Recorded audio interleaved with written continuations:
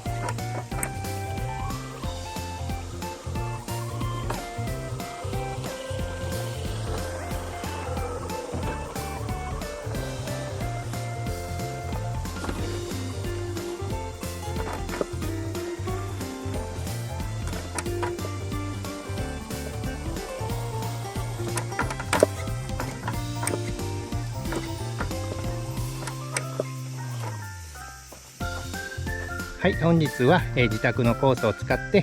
ハンドルコントローラーでラジコンを操作するということで実際にやってみました。もう結果ね、もう見ての通りだったんですけど、とにかくハンドルがね切れすぎるのかな、ちょっとかなりぐにゃぐにゃしたので、もうちょっとプロポ側の打角を